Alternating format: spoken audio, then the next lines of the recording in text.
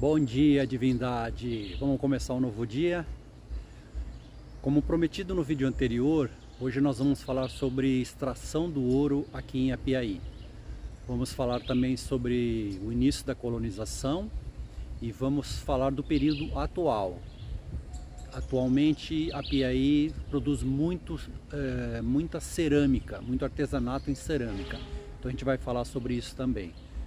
Bora comigo?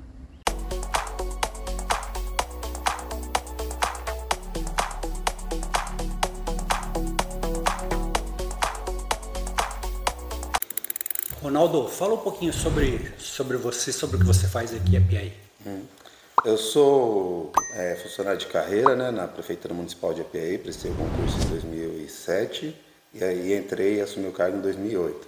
Desde então eu trabalho na Secretaria Municipal de Turismo, Cultura e Meio Ambiente, já trabalhei na área de turismo dentro da pasta, e atualmente trabalho na área de meio ambiente, né? Eu sou diretor de áreas verdes e parques e cuido da unidade de conservação Parque Natural Municipal Morro do Ouro, do Horto Florestal Parque das Araucárias, que é aqui no centro da cidade, e de outras áreas que a Apiaí faz recuperação ambiental, né? Por exemplo, o antigo lixão, que é o Taquara Sul, a gente faz recuperação florestal dele, e outras áreas.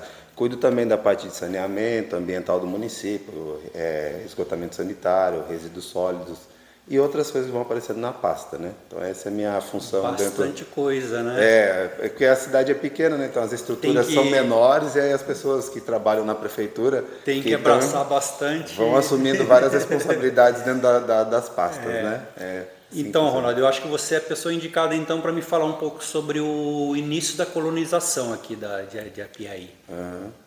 Então, a Apiaí, ela foi decretada, definida como vila em 1771, mas muito antes disso já tinha pessoas portugueses, pessoas de outros países andando por essa região do Vale do Ribeira, né?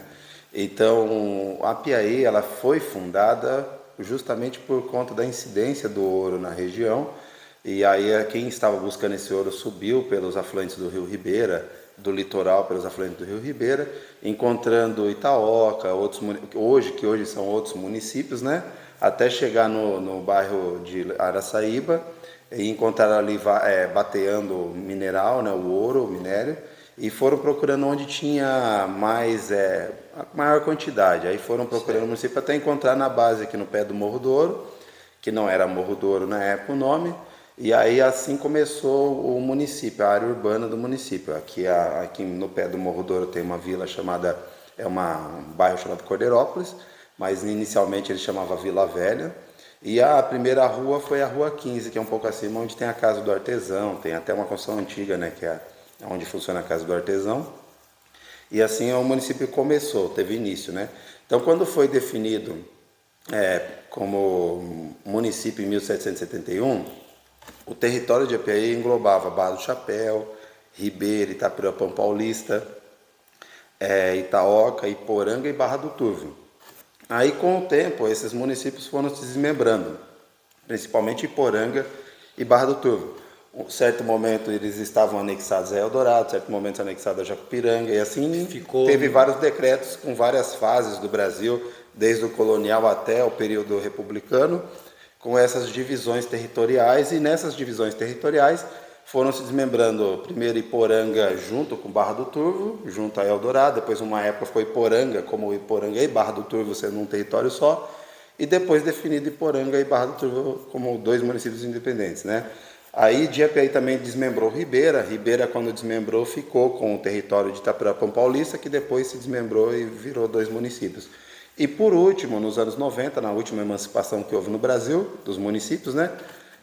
Itaoca e Barra do Chapéu se desmembraram do município de Apiaí. Aí hoje Apiaí tem esse território de 974 quilômetros, mas que já foi muito maior, né? Muito maior. Isso, então vários estudos, tudo que vai se ler sobre Apiaí até os anos 90, quando vai fazer um estudo, vai fazer uma visita, é bom levar em consideração todo esse território que já foi parte de Apiaí, né? Então, nós trabalhamos com uma universidade aqui no Morro do Ouro de Santa Catarina que queria descobrir um fungo chamado Fomitipora apiana.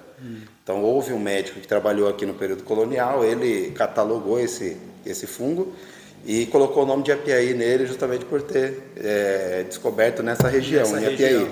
Isso, aí quando nós fomos fazer o estudo junto com a Universidade de Santa Catarina, primeiro a gente definiu quando ele fez, quando foi que ele catalogou e a possibilidade de estar no Apiaí, que hoje é Eldorado, Ribeiro, que é um clima totalmente diferente, mais abafado, quente, né? Ou nessa região mais do alto, que é mais o clima de Barra do Chapéu, e aqui que é mais frio, úmido, garoa o tempo todo, né? Sim. E nós fizemos várias incursões e encontramos o fumo tipória apiana, né? Eles estavam fazendo a análise dele e deu certo.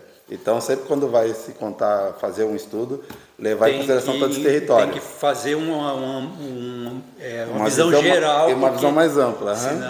Senão pode perder alguma coisa. Senão você foca só no que é hoje o território, né? Então, aí o início, assim, oficialmente, o que se tem é que um capitão-mor de Minas Gerais, chamado Francisco Xavier da Rocha, ele estava na região de Itapetininga, que também na época da colonial era enorme, o município de Itapetininga, pegando a região onde até o extremo do estado de São Paulo, encontrando o limite com o Mato Grosso. Então Itapetininga era tudo isso, era uma área enorme, extensa. E daí, quando ele estava nessa região de Itapetininga, falaram para ele da incidência de ouro aqui nessa região. Aí ele veio e trouxe 150 escravizados juntos, que eram posse dele na época. E aí aqueles começaram a explorar, procurar esse ouro, que foi essa primeira fase que a gente está falando. E um tempo eles encontraram esse ouro que chama de minério de aluvião, que é um ouro mais superficial, que você vai bater e encontra. Certo. E depois há relatos que eles começaram a querer fazer túneis, procurando esse material, e que até alguns túneis tenham caído e soterrado alguns escravos, as pessoas escravizadas, né? Então essa primeira fase do ouro, ela seguiu com a exploração do ouro aqui no Morro do Ouro e em volta, e descia essa produção que era retirada do ouro por canoas pelo rio aqui, que é o Córrego do Ouro, descia até o rio Palmital, seguia sentido ao porto de Itaoca, que fazia parte de Apiaí ainda, né? E depois seguia sentido litoral. A parte que era da coroa saía pelo porto de Canané e ia embora para Portugal, e a parte que era de quem estava aqui era negociada aqui mesmo no Brasil, né? Do ouro, né? Então essa foi a primeira fase. Houve também uma segunda fase, que é a fase mais industrializada desse processo de exploração do ouro, que foi feita inicialmente eram 3 amigos que viviam aqui em Apiaí, um dos principais, o nome dele até é David McKnight, o nome dele, tem até uma rua aqui no Jardim Paraíso com o nome dele, né? Ele e mais 2 amigos formaram uma sociedade para fazer a exploração desse ouro.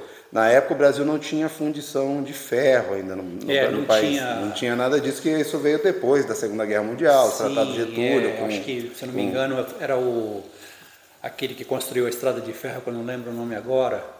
Você está falando do Barão de... acho que a fundição começou com ele, né? Isso, e aí assim, a grande mesmo fundição, assim, o que eu entendo assim, do que eu já vi de relato histórico, foi que os carros no Brasil eram feitos de fibra, porque não tinha chapa, metal, como trabalhar isso. E aí, na Segunda Guerra Mundial, já li alguns livros de história sobre isso, falando desse assunto, que na Segunda Guerra Mundial, um dos acordos que o Brasil fez com o Eixo, que ele apoiou, que tinha os Estados Unidos, é que trouxesse empresas de fundição. Aí, nessa veio a CSN e outras empresas grandes para o Brasil, que começaram essa exploração mais mineira, começaram a produzir o ferro e outros materiais aqui no Brasil, não só retirar esse mineral e mandar. Só que naquela época não tinha nada disso. Não tinha nada disso. Então aí, o que eles tiveram que fazer? Eles tiveram que entrar em contato com uma empresa alemã que fazia os equipamentos, compraram esses equipamentos, e eles chegaram no porto aqui no Brasil e depois ficaram alojados ali no que hoje se chama Itapeva, mas antigamente se chamava Santa,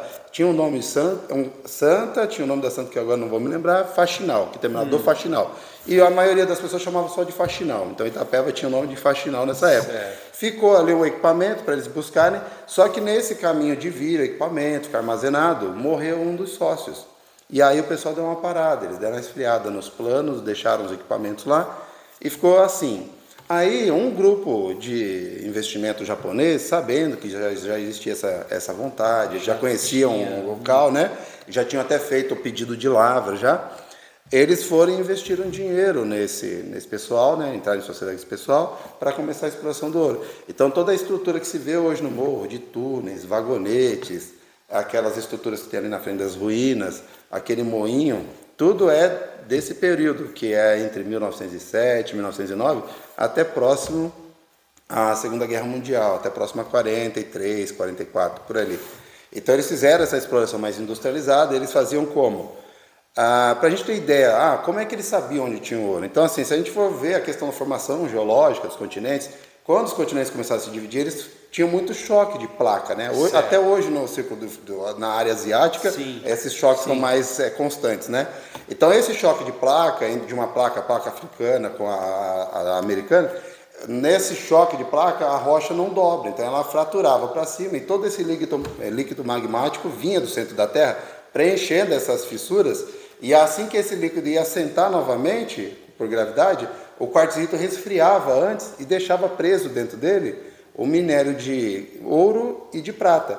Então o que se fazia? Procurava os veios de quartzo, não necessariamente o ouro, procurava o veio de quartzo, porque sabia que dentro do veio de quartzo estaria o ouro preso dentro dele. Então eles retiravam desses túneis. Os túneis então são o quê? São veios de quartzo, que eles foram, quartzito, né, que eles foram quebrando, tirando pelos vagonetes e moendo aqui embaixo e separando esse ouro e essa prata do quartzito. Que é aquela moenda que tem ali. Isso, que é aquele moendo que você consegue ver ali de metal ali. Ciclo, né? Não existia energia elétrica, então tudo era feito usando água do Morro do Ouro mesmo. Então quando anda pelo morro você vê várias caixas d'água grandes que serviam para armazenar essa água toda até então aqueles tanques era para armazenar essa água para movimentar os de cima, os quadrados. Os que estão aqui embaixo, os silos, eles já tinham minério dentro, então eles tinham duas formas de separar. O minério que era quase um pó, assim, que não dá para perceber, eles colocavam cianeto dentro, porque aí você não tirava necessariamente o minério pegando ele. Os íons de ouro ficavam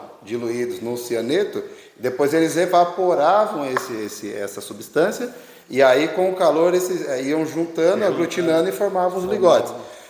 Onde era o minério mais visível, eles usavam o quê?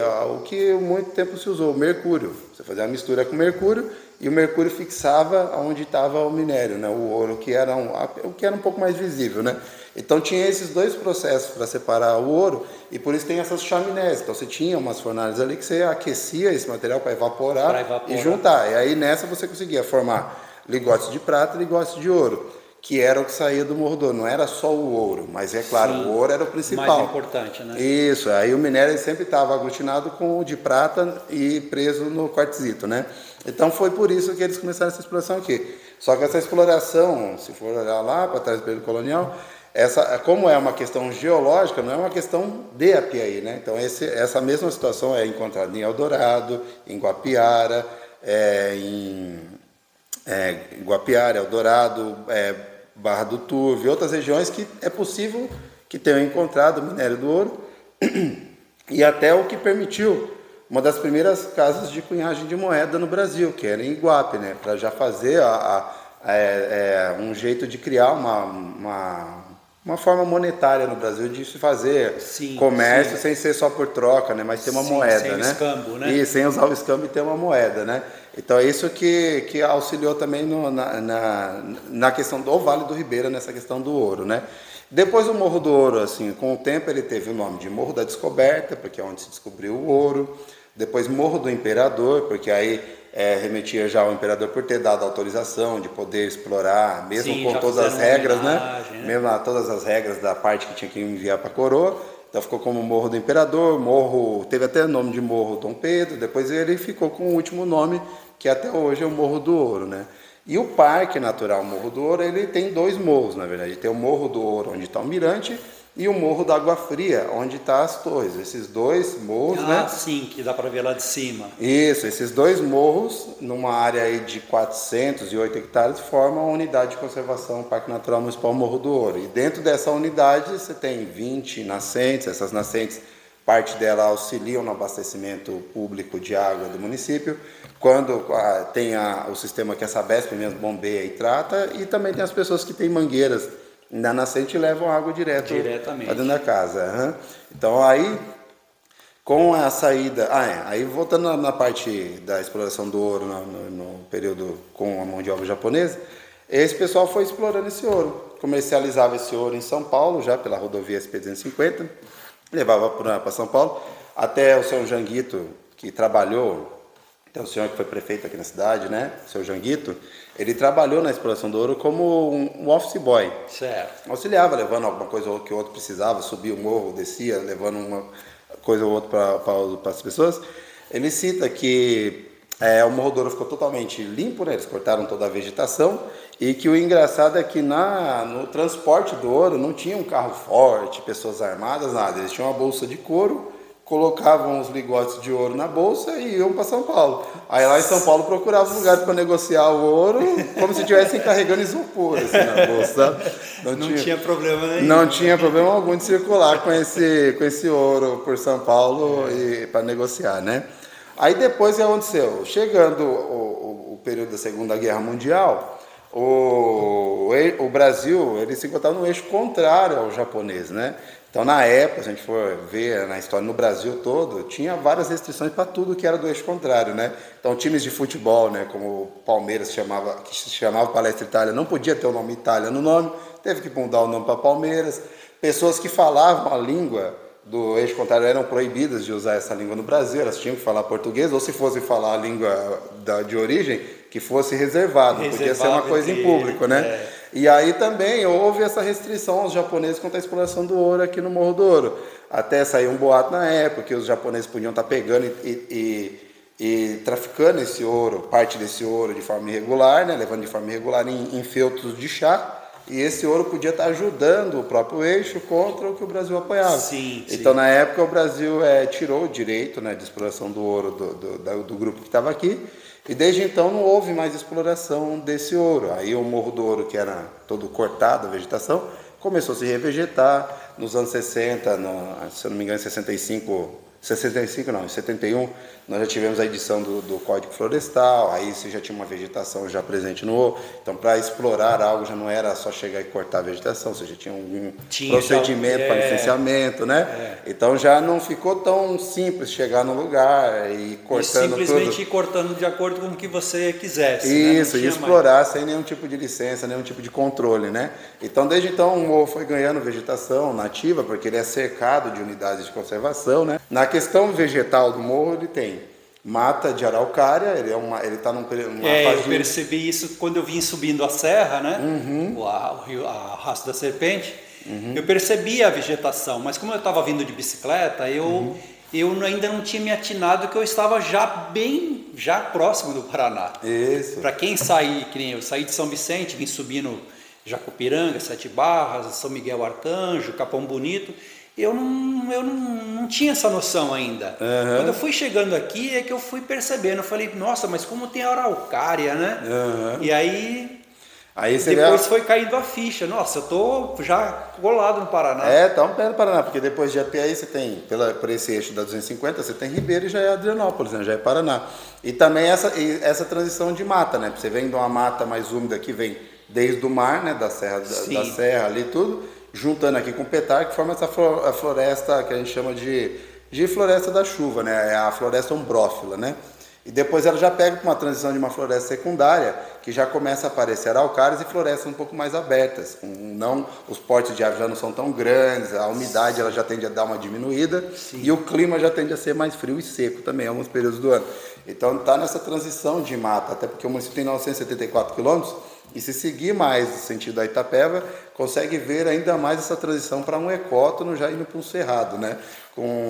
No Vale dos Gigantes é possível até ver uma mata de altitude que chama de campo... agora fugiu o termo da cabeça, é campo...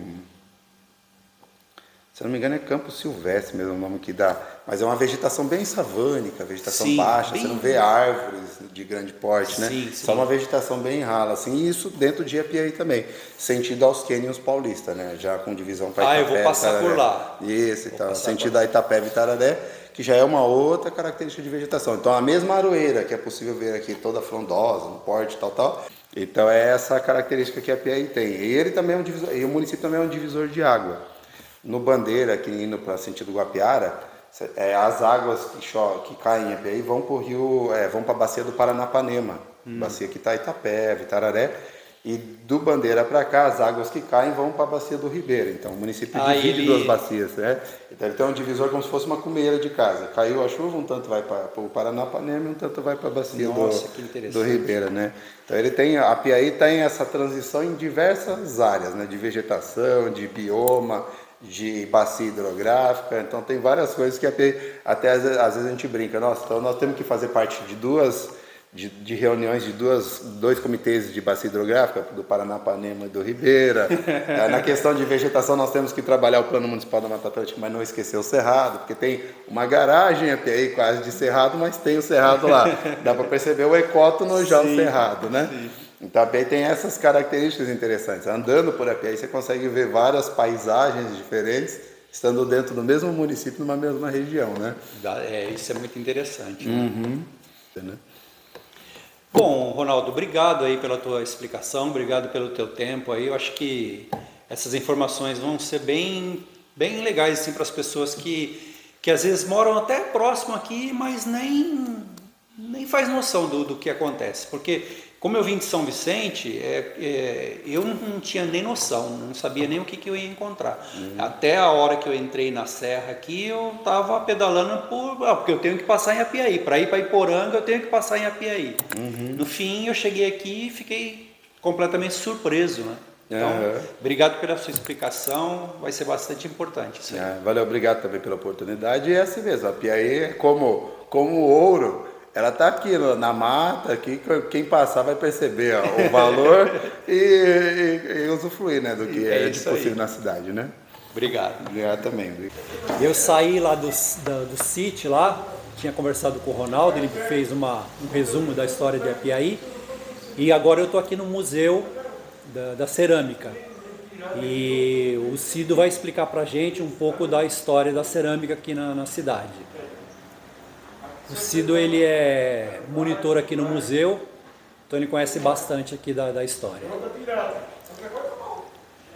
Então, a história da cerâmica nossa aqui de Apiaí, do Vale do Ribeira, ela teve origem com os indígenas que habitaram aqui o Vale do Ribeira, que foram os carijosos, os guaranis que habitaram aqui no vale. Essa cerâmica chegou através de nós, o conhecimento, com as famosas paneleiras que herdaram o conhecimento, ficaram nos bairros, né? Então, desde o ano de 1977 para cá, a cerâmica está aqui, o mostruário na Casa do Artesão, que é Praça João Dias Batista, número 9, né? O showroom das peças, onde as pessoas que vierem aqui para a nossa cidade vão ter a oportunidade de conhecer o que tem do melhor da cerâmica aqui no alto do Vale do Ribeira, que são as peças utilitárias, que são panelas, jarro, prato, canecas, né? E também as peças decorativas. Aqui na casa também temos a oportunidade de receber as visitas para conhecer o Museu da Cerâmica, que são aproximadamente 570 peças nas 3 salas, né? Que foram montadas em parceria com o Museu do Folclore do Rio de Janeiro, que pesquisa cerâmica aqui há já aproximadamente 60 anos, né? E aqui o turista pode comprar pequenas peças, ou quando chega um lojista, ou um decorador, ou pessoas que querem grandes quantidades, então é encaminhado para negociar diretamente com o artesão, né? A casa em si, ela não tem fins lucrativos, então mas a maior parte é divulgar e mostrar. Ela fomenta, então, né, ajuda que os artesãos tenha visibilidade, né? O intuito é esse, então. Exatamente. A maior função da casa é a divulgação, é manter o mostruário e pequenos comércios, pequenas vendas. Então, grandes quantidades é encaminhado diretamente para o artesão. Tá. Porque se não fosse a casa, nenhum desses artesãos seriam conhecidos, porque a cerâmica para eles é complemento de renda, né? Então, eles são pequenos agricultores e a cerâmica é complemento de renda. E se não fosse a casa, o turista vai chegar aqui em Apiaí e não conheceria eles, né? Entendi. E eu reparei também aqui, eu tinha dado uma volta antes aqui, na verdade vocês têm cerâmica da região toda, não é só aqui de Apiaí, né? Sim, aqui na casa está a cerâmica de Itaoca e Barra, que eram município, aliás, eram distrito, e emanciparam em 92 e são municípios novos, né? Também temos a cerâmica do Bom Sucesso de Itararé, que tem um polo de cerâmica ali vizinho, né? Entre Apiaí, Barra e Itararé. Então, a gente mantém também o mostruário aqui com o que eles têm de melhor da cerâmica lá. Certo. Então tá bom, Cido, obrigado aí pelo resumo que você fez aí pra gente aí. Eu acho que o pessoal vai gostar de saber que aqui em Apiaí tem essa parte de cerâmica aqui que precisa ser bem explorada, né? Sim. A casa ela é um dos cartões postais da nossa cidade, né? Então, o turista chegando aqui, a gente vai receber com o maior prazer. No horário comercial, de segunda a sexta-feira, o atendimento aqui é das 8 às 17 horas. Ah, importante. Isso. Sábado, domingo e feriado é das 9 às 17 horas. E a gente vai ter o maior prazer de receber as pessoas que chegaram ao conhecimento que vai ser divulgado ainda. Tá joia. Obrigado então, viu? Nós te agradecemos. Divindade, é aqui de frente dessa casa aqui, ó, que é a primeira casa construída em alvenaria aqui da cidade de Apiaí, datada de 1901, que eu vou encerrando esse vídeo. Se você gostou de conhecer um pouco da história de Apiaí, não se esqueça de se inscrever no canal, não se esqueça de ativar o sininho das notificações para não perder os próximos vídeos e compartilhe esse vídeo com seus amigos. E se você tiver alguma dúvida, deixa nos comentários aí que eu respondo para você. Até o próximo vídeo.